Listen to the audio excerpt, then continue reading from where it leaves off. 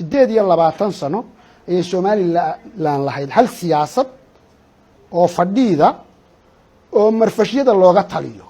ee maskaxdu aanay talinayno madaxdu aanay talinayn mari kasta waxaan meelaha adduunka kula kulmaa madax iyo wasiiro Somaliland ka socda waxay ku dhahayaan waa aragnaa waxa aan ku tashanay waxoogaa culays ka jire shacabkaanu ka cabsanayna waxaan dhahaa shacabku soo adiga hoggaanka kuuma dhiiban soo adigu madax ma tihi ma meelay ku codeeyeen baa jira soo adiga siyaasadooda rogroggeeda iyo keenista plan A iyo B iyo C iyo dadkan future-kooda inaad u taliso soo adiga lagama rabo ma dadka marfashada ku qayilaya baad ayaad leedahay siyaasadda uga cabsanaya adeer hadday codeeyaan oo shacabku intuu tashado codeeyo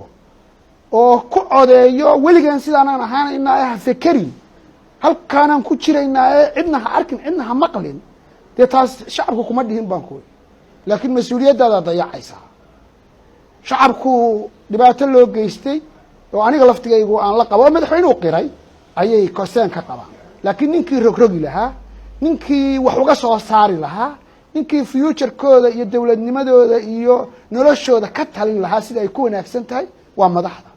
madaxda Somaliland waxaan leeyahay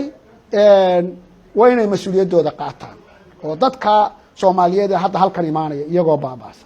oo baasaboor raadinaya oo shahaado raadinaya oo shati ganacsi raadinaya oo fiisa raadinaya xaqiiqda yaan la dafirin waa in la hadlaa waa in open discussion la furaa runtii anigu labadii professor ee Ali Khaliif iyo Ahmed Ismail Samatar waa ku taageersanaa tabliiqii siyaasadeed laakiin waa la propaganda marfashidan sheegaya propaganda madaxdiina may dhihin war xilligaynu fakari lahayn baynu joognaaye daaya ha hadleena daaya ama dadka waxgalka labeentiisa inta la isu keeno la dhaho war 28 sano kadib maxaynu yeelno adduunka siyaasaddiisa way isbedelaysaa gobolka siyaasaddiisa way isbedelaysaa Soomaaliya hadda dawladeedu xoog bay leedahay taladeeday qaadanaysaa taladeedii haddayna ku keento sidaynu uga bixi karnaa berigii ay jamada ahaayeen maahan ummadii haddii meel lagu qufulo oo la dhaho qufulkaasa ku jirtaane dhinacna ha fiirinina oo cidna ha la hadlina oo cidna ha maqlina dhibna ay ku jiraan ummadda waxaa ka madaxda dhibka inay ka saaraan waxay u taagan yihiin ummadda ay metelaan inay dhibka ka saaraan oo kan hadda sheegay ku jiro marka waxaan kula talinayaa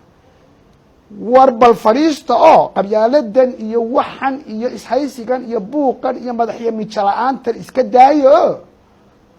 dadka waxgaradkiisa iyo hoggaankiisa madaxweyne Muuse Biixi ugu horeeyo ha isu yimaadeen ha yidhaahdeen sidaynu Soomaaliya oo maanta taladeennii taallo ula macaamilna sidaynu dhibkii ina gaadhay iyo waxa maanta ina hor yaalla isu waafajinaa waa inay yidhaahdaan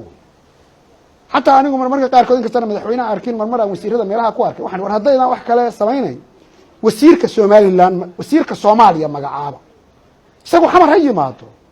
ilaa adduunka dawladda waxa loo dhisaa structure waafaqsan dhibaatooyinka ku haysta loo dhisaa marka waa inay magacaabaan wasiirka Soomaaliya oo xamar imaan kara oo halkan discussion nagula geli kara oo madaxda la kulmi kara oo dadka halkan immigration ka tuban u fududayn kara oo waa inay magacaabaan marka anigu waxaan leeyahay war siyaasadda marfashka iyo qaylada iyo dhinacna loo dhaqaaqi maayo iyo waxba maqli mayno iyo waxba arki mayno hadda kadib ma shaqayn karto maskaxa shaqay